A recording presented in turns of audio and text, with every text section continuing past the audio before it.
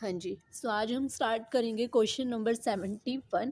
कल हमने 70 क्वेश्चन तक अपने पेपर 2 कॉमर्स के सॉल्यूशंस कर लिए थे। आज करेंगे 71 से स्टार्ट। ठीक है, हम पेपर कर रहे हैं जनवरी का, जो 7 जनवरी को कॉमर्स का पेपर हुआ है यूजीएससी नेट का। ठीक है, तो जो फर्स्ट क्वेश्चन है हमारे पास, that is arrange the following management research question in the ascending order. तो ये क्वेश्चन हमारा रिसर्च का एक टॉपिक है, उस रिसर्च है आपके पास एक, उसमें जो कि बिजनेस स्टैटिस्टिक में भी है और पेपर 1 में भी है। तो वहाँ से ये क्वेश्चन आया हुआ है, जिसको ये क्वेश्चन टॉपिक आता है वो इस क्वेश्चन को सोल्व कर सकते हैं। ठीक है जी। Next question, which of the following are true for skewness. Question number 72, ये क्वेश्चन आया हमारा unit number 3, that is business statistic.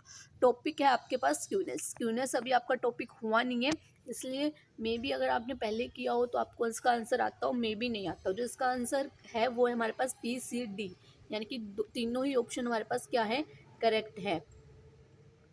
नहीं सॉरी, इसका आंसर हमारे पास है ए बी सी। आंसर हो जाएगा इसका करेक्ट ए बी सी। ठीक है जी। Next question, which of the following are essential characteristic of a promissory note. ये जो है ये हमारे पास लॉ में आता है। टॉपिक है हमारे पास प्रोमिसरी नोट, नेगोशिएबल इंस्ट्रूमेंट। जो जो आप पढ़ते हो ना, उसमें आप पढ़ते हो प्रोमिसरी नोट। ठीक है, इन्होंने हमें पूछे कि कौन कौन सी करेक्टरिस्टिक है प्रोमिसरी नोट्स की। तो प्रोमिसरी नोट क्या होता है, इट मस्ट बी राइटिंग, ये राइटिंग में होना चाहिए सबसे पहले। It must not contain any under writing और प्रॉमिस टू पे। इसमें प्रॉमिस तो होना चाहिए ना पे का। प्रोमिसरी नोट में क्या होता है, प्रोमिसरी नोट में फॉर एग्जांपल ए पर्सन है, ए पर्सन ने गुड्स लिए हैं बी पर्सन से। ठीक है, लेकिन उसको पैसे नहीं दिए हैं बी को। तो बी ने क्या किया, इसको एक नोट भेज दिया, यानी कि एक प्रोमिसरी नोट भेज दिया कि भाई तू इस पे साइन कर दे ताकि मेरे को श्योरिटी हो जाए, तो बाद में इस पैसे को क्या कर देगा, पे कर देगा। तो वो क्या होता है हमारे पास, प्रोमिसरी नोट। ठीक है, द प्रॉमिस टू पे मस्ट बी कंडीशनल। नहीं, कंडीशनल का क्या मतलब हुआ, कंडीशनल का मतलब हुआ कि कोई कंडीशन आपने अटैच कर दी। फॉर एग्जांपल आपने कहा कि अगर सी की डेथ हो जाएगी ना तो मैं तेरी पेमेंट कर दूंगा, पर ये चीज़ गलत है। जो प्रोमिसरी नोट होता है वो हमेशा हमारा क्या होता है, अनकंडीशनल। इन्होंने क्या है कि वो कंडीशनल होता है, नहीं। तो ये भी बी भी गलत है और ऑप्शन सी भी गलत है। Promissory note must sign by the maker, yes. Promise to pay money only, yes. तो हमारे पास ऑप्शन करेक्ट जो हो जाएगा वो हो जाएगा हमारे पास ए डी ई। ठीक है जी। नेक्स्ट है 74 क्वेश्चन। 74 क्वेश्चन हमारे पास जो है वो हमारा है यूनिट नंबर 2 अकाउंटिंग से। +1 में से भी आप कह सकते हो ये क्वेश्चन आया है। बेसिक क्वेश्चन है हमारे पास, दैट इज, ये क्या हो गया, हाँ जी, दैट इज कंजर्वेटिज्म किसको कहते हैं, ड्यूअल एसेप्ट किसको कहते हैं, separate business entity concept and consistency. तो करते हैं इस क्वेश्चन को। सबसे पहले ऐसा कोई नहीं होगा जिसको सेपरेट बिजनेस एंटिटी का पता नहीं होगा। सबसे पहले हम इसी को मैच करते हैं। तो ये किससे मैच हो जाएगा, सेकेंड से। That is enterprise is treated as separate from owner and other person associated with it. ठीक है, ड्यूअल एसेप्ट क्या कहते हैं कि हर ट्रांजेक्शन को 2 बार हम रिकॉर्ड करेंगे, debit side and credit side. Every transaction has two fold effect. Conservatism principle क्या कहते हैं कि बिजनेस में हमेशा जो लॉस है उसको तो राइट डाउन कर लो कि लॉस होने वाला उसकी प्रोबेबिलिटी करो, लेकिन प्रॉफिट होने वाला उसकी एस्टिमेशन करने की कोई जरूरत नहीं है। तो estimation no profit but promise for the, ये एक मिनट मेरे को शो नहीं हो रहा है, ये promise for provide for all the possible losses. ठीक है जी। तो देखो सी का क्या बना था मेरे पास, सी का बना था सेकंड। तो सी का सेकंड कहाँ पे है, देखो इसी में है, तो एक ऑप्शन से भी हो जाता है ये। बट आपको ये पता होना चाहिए, बहुत बेसिक है। कंजर्वेटिज्म का मीनिंग ड्यूअल एसेप्ट का, सेपरेट बिजनेस एंटिटी का एंड कंसिस्टेंसी का।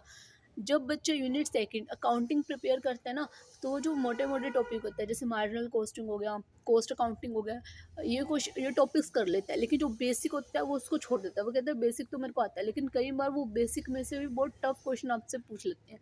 तो आपने मेक श्योर करने की आपकी +1 की जो अकाउंट्स की बुक है जिसमें बेसिक है अकाउंट्स का, वो आपने अच्छी तरह से पढ़ना है। कोई भी चैप्टर ऐसा नहीं है जो आप छोड़ सकते हो, बेसिक आपको अच्छी तरह से पता होना चाहिए। वो ये भी पूछ सकते थे कि कंजर्वेटिज्म का मीनिंग क्या होता है, कंसिस्टेंसी का मीनिंग क्या होता है, तो कुछ भी क्वेश्चन आ सकता है। नेक्स्ट क्वेश्चन है जी आपका यूनिट नंबर 1 में से, दैट इज बिजनेस इन्वायरमेंट। ठीक है, वहाँ पे हम थ्योरी पढ़ते हैं, थ्योरी ऑफ इंटरनेशनल ट्रेड। उसमें हमारे पास थ्योरी आती है, theory of comparative advantage, theory of opportunities cost, theory of factor environment, theory of absolute advantage. यहाँ पे आपको पूछा गया कि उनके ऑथर कौन है, ठीक है। तो हमारे पास जो थ्योरी ऑफ एब्सोल्यूट एडवांटेज है, इसके ऑथर है हमारे पास Adam Smith. Theory of factor environment के हमारे पास ऑथर हैं हैकर एंड ओलियन, ठीक है। तो यहाँ से देखें हमारा आंसर मैच हो जाता है। तो सी का फर्स्ट आ रहा है मेरे पास ऑप्शन और डी का फोर्थ। देखो जैसे मैंने आपको कल ही बताया था ना कि कई बार ना हम ऑप्शन से क्वेश्चन सॉल्व कर सकते हैं, लेकिन यहाँ पे एनडीए ने क्या करा, सी का फर्स्ट भी दे रखा है, डी का फोर्थ भी दे सकते हैं। इनकी ये क्वेश्चन कब सॉल्व होएगा, जब आपको इन दोनों के that is theory of comparative advantage और थ्योरी ऑफ अपॉर्चुनिटी कॉस्ट का भी पता होगा कि ये किसने दिए हैं। तो देखो जो थ्योरी ऑफ कंपैरेटिव एडवांटेज है वो हमारे पास दी है किसने, डेविड ने, और थ्योरी ऑफ अपॉर्चुनिटी कॉस्ट दी है हमारे पास हबलर ने, ठीक है। ये आपको इनका मतलब भी पता होना चाहिए कि थ्योरी ऑफ एब्सोल्यूट एडवांटेज क्या है, थ्योरी ऑफ फैक्टर एनवायरनमेंट क्या है, थ्योरी ऑफ अपॉर्चुनिटी कॉस्ट क्या है, theory of comparative cost advantage क्या है, साथ में ये भी पता होना चाहिए कि किसने दी है, ठीक है जी। तो ऑप्शन नंबर हमारा फर्स्ट क्या हो जाएगा इसका करेक्ट। ये टॉपिक आपने राइट डाउन कर लेना है। यूनिट नंबर फर्स्ट क्या है, टॉपिक है थ्योरी ऑफ इंटरनेशनल ट्रेड, ठीक है। नेक्स्ट क्वेश्चन, ये क्वेश्चन ना मेरा गलत हो गया था क्योंकि बड़ा ही फैक्चुअल सा क्वेश्चन है, वैसे जिसको आता होगा उसने करा भी होगा। That is the consumer protection act come into force on, कि कंज्यूमर प्रोटेक्शन एक्ट कब आया था। तो मेरे को ना ये तो पता था कि 1986 को आया था, ठीक है। तो ये दो ऑप्शन तो मैंने काट दिए, उसके बाद ये नहीं पता था कि 14 जून को आया था या 24 दिसंबर को आया था। मेरा था 14 जून, तो ये गलत हुआ था। करेक्ट जो आंसर है इसका इसका ये है आपके पास 24 दिसंबर 1986। तो देखो हर कोई मतलब जो भी तैयारी करता है वो ये तो पता होता है ना उसको कि कंज्यूमर प्रोटेक्शन एक्ट 1986 को आया है, लेकिन ये कोई ध्यान नहीं रखता अभी वो एग्जैक्ट कौन सी डेट को आया। एनटीए ने ना एग्जैक्ट डेट पूछ ली, तो कुछ भी आ सकता है पेपर में। आप कुछ जब आप टॉपिक पढ़ते हो ना, आप ये नहीं कह सकते ये तो इररिलेवेंट है, इसको तो छोड़ सकते हैं, ये तो आएगा ही नहीं, वही नहीं आता ना, क्या पता वही आ जाए। ध्यान से तैयारी करनी है आपने अपनी। नेक्स्ट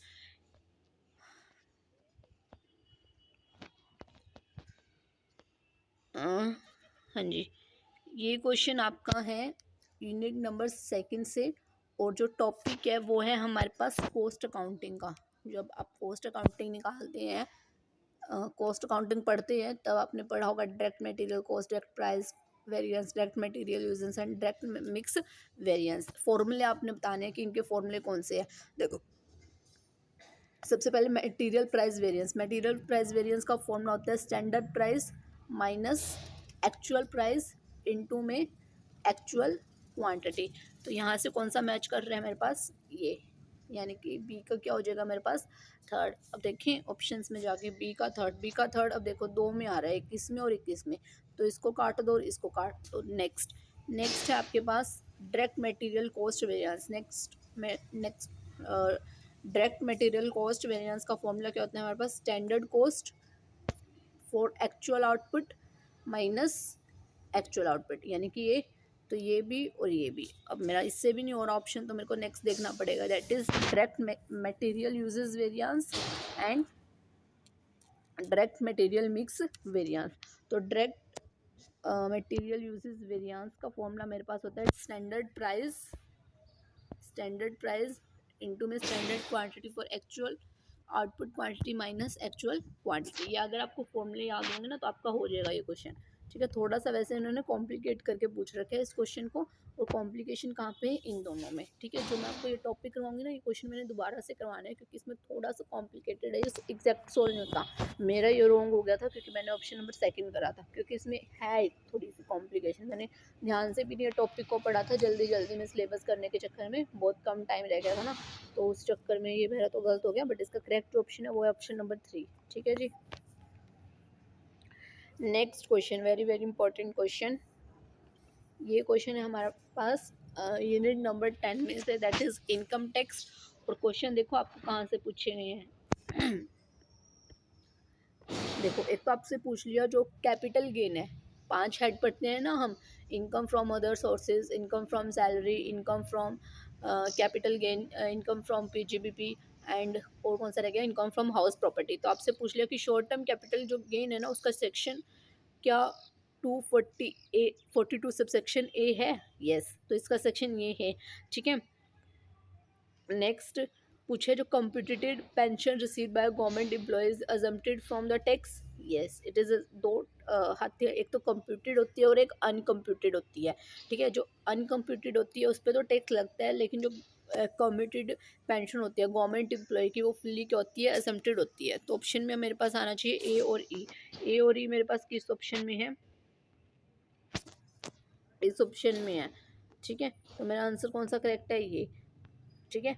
मेरा ये क्वेश्चन हुआ था रॉन्ग, रॉन्ग क्यों हुआ था, क्योंकि मेरे को ये याद नहीं था कि शॉर्ट टर्म कैपिटल गेन का जो सेक्शन है वो ये वाला है या नहीं है, ठीक है। तो मैंने ऑप्शन लगा दिया ए और बी। अब देखो एनटीए ने कितना वो खरा किया, इन्होंने ई ऑप्शन दे दिया। अब मैं ए और बी तो मेरा कंफर्म था, मेरे को यही नहीं पता था कि ई आएगा या नहीं आएगा, तो मेरे को लगा ई आएगा नहीं, मे बी सेक्शन रॉन्ग होगा, बट ऑप्शन जो हमारा करेक्ट है वो है option number A B E, ठीक है। तो आपने इसमें से टॉपिक कौन कौन से पढ़ने हैं, एक तो कैपिटल गेन अच्छी तरह से पढ़ के जाना है आपने, कैपिटल गेन्स के सेक्शंस भी आपको याद होने चाहिए, और एक ये ग्रेचुटी वाला टॉपिक है आपके बुक्स में, ये आपने अच्छी तरह से पढ़ना है। और ये जो क्वेश्चन, ये जो बी पॉइंट है ये हमारा है पीजीबीपी से। पीजीबीपी में एक सेक्शन होता है सेक्शन नंबर 30, जहाँ पे हम पढ़ते हैं कि हमें डिडक्शन मिलती है किसकी, रेंट की, टैक्सेस की, रिपेयर की और इंश्योरेंस ऑफ बिल्डिंग वगैरह की, ठीक है। तो मैंने साथ में आपको इसका टॉपिक भी बता दिया। Next, arrange the flowing institution in ascending order of their year of establishment. Very very important question, ऐसे ऐसे क्वेश्चन ना एनटीए बहुत बार अपने एग्जाम्स में पूछता है। ये क्वेश्चन आपका है बैंकिंग, बैंकिंग वाली यूनिट है उसमें से आपके पास क्वेश्चन है। आपको आपको आपसे पूछे इनके एस्टैब्लिशमेंट डेट्स और उनको अरेंज करना है आपने किस में, असेंडिंग ऑर्डर में, ठीक है। सो स्टार्ट करते, देखो सबसे पहले नबार्ड, नबार्ड आया था हमारे पास 1982 में। सिडबी ये आई थी हमारे पास 1990 में, ठीक है। Reserve bank of India act है हमारे पास 1934। और कौन सा रह गया, state bank of India, state bank of India का भी मेरे को ध्यान नहीं आ रहा कौन सा है। जो इसका आंसर करेक्ट है हमारे पास वो है, करेक्ट आंसर एक्चुअली मेरे पास अभी इसका है नहीं है, क्योंकि मेरे को सेबी का नहीं पता कि सेबी कब एस्टेब्लिश हुई थी, मेरे माइंड से ना स्लिप हो गया ये। तो इसको एक बार स्टार मार्क कर लो क्वेश्चन को, या फिर आप खुद से अरेंज कर लेना इसको, मैं आंसर बता दूंगी आपको इसका बाद में, ठीक है। वैसे इंपॉर्टेंट क्वेश्चन है ये, very very important question. Next, prepaid insurance is which type of account, ये हमारा है यूनिट नंबर सेकंड अकाउंटिंग। अब जैसे सबको पता होगा कि, जैसे मैंने आपको पहले ही बताया था उस क्वेश्चन में कि हमें बेसिक्स भी पता होने चाहिए। अब बच्चा कहते हैं कि हमें तो पता है रियल अकाउंट कौन सा होता है, पर्सनल अकाउंट कौन सा होता है, नॉमिनल अकाउंट कौन सा होता है, लेकिन उन्होंने पूछ लिया कि प्रीपेड इंश्योरेंस इसमें से कौन से अकाउंट में आएगा। ये आप मेरे को इसका आंसर कमेंट में पक्का बताओगे, तभी मैं इसको आपका सही करेक्ट आंसर बताऊँगी, ठीक है। ये बहुत ज़्यादा इंपॉर्टेंट क्वेश्चन है, और जिसको अच्छी तरह से पता होगा ना उसी ने इस क्वेश्चन को सॉल्व किया होगा। जैसे तो सबको पता है पर्सनल अकाउंट में नेचुरल पर्सन अकाउंट आते हैं, आर्टिफिशियल पर्सन अकाउंट आते हैं, रिप्रेजेंटेटिव पर्सनल अकाउंट आते हैं, ठीक है, नॉमिनल अकाउंट में, रियल अकाउंट में। बट हमें पूछे कि प्रीपेड इंश्योरेंस किस अकाउंट में आता है, तो प्रीपेड इंश्योरेंस जो आता है वो हमारा आता है पर्सनल अकाउंट में। पर्सनल अकाउंट में कैसा आता है, देखो जब आप पर्सनल अकाउंट पढ़ते हो तीन चीज़ें पढ़ते हो, एक तो artificial personal account, artificial personal account में कौन आता है, जैसे कंपनीज आ गई, कोई इंस्टीट्यूशन आ गया, कोई एनजीओज आ गई। एक होता है natural person account, natural person account में जैसे आप आ गया, कोई भी नेचुरल पर्सन, राम श्याम गीता मोहन कोई भी आ गया। एक होता है representative personal account, representative personal account में क्या होता है, एक ग्रुप जो कि रिप्रेजेंट करते हैं एक आउटस्टैंडिंग पीपल को, जैसे कि प्रीपेड इंश्योरेंस, आउटस्टैंडिंग रेंट। तो हमारा करेक्ट आंसर क्या हो जाएगा इसका, पर्सनल अकाउंट। अब जिसने अपने टॉपिक को, अपने कंसेप्ट को अच्छी तरह से पढ़ा होगा उसी ने इसका करेक्ट आंसर दिया होगा। तो इसलिए मैंने आपको कहा है कि बेसिक करना बहुत ज़्यादा इंपॉर्टेंट है। Next is the security exchange board of India regulates and supervise securities through, then it is regulate through regulation, rules, guidelines, schemes and order। सब कुछ सारे ऑप्शंस आएंगे इसमें, तो हमारे पास जो ऑप्शन होएगा करेक्ट वो होएगा option number 3, that is A B C D E, ठीक है।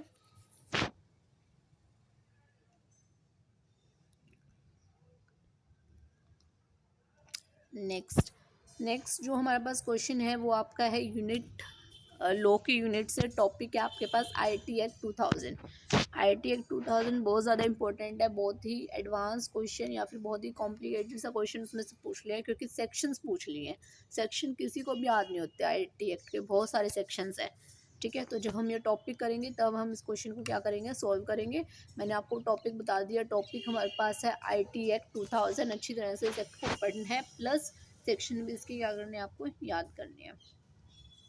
Next is arrange the flowing point step by step regarding computation of gross total income. पता चल गया होगा आपको, यूनिट है हमारे पास कौन सी, इनकम टैक्स, और आपने क्या कंप्यूट करना है, gross total income. Gross total income हम कैसे कंप्यूट करते हैं, सबसे पहले हम डिटरमाइन करते हैं क्या, रेजिडेंटल स्टेटस की, जो पर्सन है वो इंडिया का रेजिडेंट है या नहीं है। उसके बाद हम क्या करते हैं, हम क्लब करते हैं income under each head of the income. 5 heads income है ना, पांचों के पांचों हेड से इनकम को क्या करते हैं, कंप्यूट। उसके बाद क्या करते हैं, clubbing of income, spouse, minor, child and extra, ठीक है। उसके बाद setting off and carry for the list losses, और उसके बाद आ जाता है हमारे पास क्या, computation of gross total and income. So जो ऑप्शन है हमारा करेक्ट वो है इस क्वेश्चन का फर्स्ट, ठीक है। इसको हम डिटेल में पढ़ेंगे अच्छी तरह से, पर क्वेश्चन हमारा ठीक था।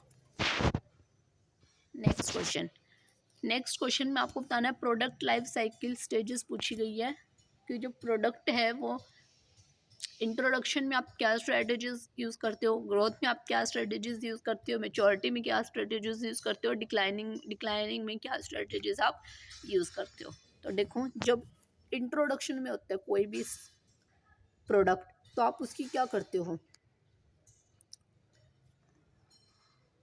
सिलेक्टिव डिस्ट्रीब्यूशन करते हो, क्योंकि आपको पता नहीं होता कि फ्यूचर में वो प्रोडक्ट चलेगा या नहीं चलेगा, इसलिए आप उस पर इतना मतलब मनी तो इन्वेस्ट करते हो, बट बहुत ही सिलेक्टिव एरिया में आप उसकी क्या करते हो, मनी को इन्वेस्ट करते हो। नेक्स्ट इज ग्रोथ में आप क्या करते हो, इंटेंसिव डिस्ट्रीब्यूशन। मैच्योरिटी में हम क्या कर देते हैं, फेस आउट कर देते हैं हमारे जो प्रोडक्ट जो कि नहीं सॉरी, मैच्योरिटी में क्या करते हैं हम, build a more intensive distribution, और डिक्लाइनिंग में हम क्या कर लेते हैं, फेज आउट कर लेते हैं अपने जो प्रोडक्ट जो कि अनप्रॉफिटेबल होते हैं, ठीक है जी। तो इसका जो करेक्ट ऑप्शन है वो हमारे पास है, सॉरी, ऑप्शन नंबर फर्स्ट, ठीक है। इसको डिटेल में हम पढ़ेंगे, डोंट वरी अगर आपको ये क्वेश्चन नहीं आता है, ये क्वेश्चन थोड़ा सा कॉम्प्लिकेटेड है, क्योंकि इसको सॉल्व करना is it's not so easy. Arrange the following, next question है, arrange the following steps in a proper sequence to develop effective marketing communication. यानी कि कोई भी इफेक्टिव मार्केटिंग कम्युनिकेशन के लिए आप कौन कौन से स्टेप्स करते हो, और सबसे फर्स्ट आपका स्टेप क्या होगा। तो इस क्वेश्चन को भी आप छोड़ सकते हैं अभी के लिए, अगर आपको पढ़ना है तो आप पढ़ सकते हैं, ठीक है। Next is total product is maximum when. ये क्वेश्चन है हमारा इकोनॉमिक्स का, ठीक है, और टॉपिक है हमारे पास प्रोडक्शन में आपको उससे पूछे कि टोटल प्रोडक्शन मैक्सिमम कब होता है। तो जब मैं टोटल प्रोडक्शन का ये बनाती हूँ, ये मेरा क्या है, टीपी। मैंने जब इकोनॉमिक्स की वीडियोस अपलोड करी थी, तो मैंने पहले ही आपको कहा था कि आपको इकोनॉमिक्स के डायग्राम अच्छी तरह से समझने हैं, प्लस उनको बनाना है। क्यों, क्योंकि एंटी क्वेश्चन डायग्राम्स में से पूछ लेते हैं, जैसे कि इसमें से आया हुआ है, ठीक है। तो कोई भी जो भी बात वीडियो में बोल रही हूँ ना, ऐसे फालतू में नहीं बोल रही, सारे रिलीवेंट बातें ही बोलेगी, और सारा रिलीवेंट कंटेंट ही आपको पढ़ाया है। तो हाँ जी, क्या कह रहे थे, टोटल प्रोडक्शन हमारी मैक्सिमम कब होती है। तो ये मेरा टीपी का डायग्राम है, टीपी के नीचे किसका डायग्राम बनता है हमारे पास, एमपी का। ये थोड़ा ऐसे ऐसे हो रहा है, इसको देख लेना, एक मिनट, ये एम टीपी है और ये एमपी। तो जब हमारी टीपी मैक्सिमम होती है, एक मिनट, जब हमारी टीपी, एक मिनट मैं दोबारा ड्रॉ करती हूँ।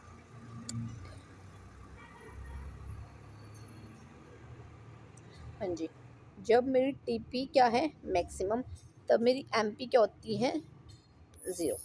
जब टीपी मैक्सिमम होती है, एमपी क्या होती है, 0। इस डायग्राम को आप देखना, अच्छी तरह से समझाया हुआ है मैंने प्रोडक्शन वाली वीडियो में। आंसर क्या हो जाएगा हमारे पास, मार्जिनल प्रोडक्शन इज 0, ठीक है जी। A contract of indemnity is, देखो कॉन्ट्रैक्ट ऑफ इंडेमनिटी क्या होता है, टॉपिक हमारे पास जो सॉरी यूनिट है वो है लॉ की, और टॉपिक है हमारे पास इंडेमनिटी एंड गारंटी वाला टॉपिक है। इंडेमनिटी का कॉन्ट्रैक्ट क्या होता है कि इंडेमनीफायर क्या करता है, प्रॉमिस करता है कि अगर फ्यूचर में लॉस होता है तो वो क्या कर देगा, कंपनसेट कर देगा। अगर फ्यूचर में, तो ये कॉन्टीजेंट पे है ना, अब अगर वो चीज़ होएगी, अगर कुछ होएगा तभी वो चीज़ को क्या करेगा, फुलफिल करेगा, तभी अपने प्रॉमिस को क्या करेगा, एग्जीक्यूट करेगा, यानी कि कंप्लीट करेगा। तो हमारे पास आंसर क्या हो जाएगा, fourth. A contract of indemnity is a contingent contract. Contingent contract क्या होता है, यानी कि अगर फ्यूचर में कोई इवेंट हैपन होएगा तभी वो अपना प्रॉमिस को क्या क्या करेगा, फुलफिल करेगा। ठीक है जी। Next is which of the following refers to an attempt to avoid payment of taxes by using illegal means. Unit हमारी है इनकम टैक्स, और टॉपिक है हमारे पास जो ये पढ़ते हो आप, टैक्स प्लानिंग क्या होती है, टैक्स अवॉइडेंस क्या होता है, टैक्स इवेजन क्या होता है। तो इन्होंने क्या, बाई यूजिंग इलीगल, यानी इलीगल मेथड जब आप यूज़ करते हो उसको बोलते हैं हम टैक्स इवेजन। टैक्स अवॉइडेंस का मतलब क्या होता है, जब आप जो लॉ की लूप होल्स को यूज़ करके टैक्स को सेविंग करते हो उसको तो बोलते हैं टैक्स अवॉइडेंस। ठीक है। टैक्स प्लानिंग क्या करते हो, यानी कि आप डिडक्शंस के बेनिफिट ले रहे हो, आप कहीं पे इन्वेस्ट कर लो, लाइक सुकन्या समृद्धि अकाउंट में आपने इन्वेस्ट कर लिया, सो दैट आपको उसके बाद में क्या मिल जाए, डिडक्शन। लेकिन इलीगल मीन्स का जब आप यूज़ करते हो तो उसको बोलते हैं हम टैक्स इवेजन। ठीक है। आंसर हो जाएगा हमारे पास fourth. Next is arrange the following organisational aspects of employees need hierarchy in ascending orders. Question को हम स्किप कर सकते हैं अभी के लिए, जब हम टॉपिक करेंगे तब मैं आपको इसको समझा दूंगी। ठीक है जी। हाँ जी। Next question, very very important question, unit number 3 that is economics से ये क्वेश्चन आया है हमारे पास। पूछा है कि हायर इंडिफरेंस कब होता है, तब क्या होता है, हायर सेटिस्फेक्शन होती है, कन्वर्स इंडिफरेंस कब होता है, कन्वर्स इंडिफरेंस कब होता है, diminishing marginal rate of substitution में। ठीक है। इंडिफरेंस कब, यानी कि सेम सेटिस्फेक्शन, हमें सेम सेटिस्फेक्शन मिल रही है इररिलेवेंट ऑफ द फैक्ट कि हम कौन सा लेवल हम यूज़ कर रहे हैं, ABCD। इंडिफरेंस कब मैंने आपको समझाया हुआ है सारा अच्छी तरह से। आपने मेरी इकोनॉमिक्स की वीडियो जो अपलोड हो रही है वो देख लेना, और ये क्वेश्चन को सोल्व हो जाएगा, इजिली सोल्व हो जाएगा ये क्वेश्चन। ठीक है जी। Which of the following tool is use for projecting supply of personal, यानी कि जो पर्सनल क्या होते हैं, ह्यूमन रिसोर्स, यानी कि जो पीपल काम करते हैं, वर्कर्स जो काम करते हैं कहाँ पे, कंपनीज में, फैक्ट्री में। तो उसको आपने अगर सप्लाई देखनी है कि उनकी सप्लाई कितनी हो रही है, या फिर किस टूल से आप एनालाइज करते हो, तो ये क्वेश्चन भी थोड़ा टेक्निकल है, इसको आप अभी के लिए स्किप कर सकती हैं। This is a important question.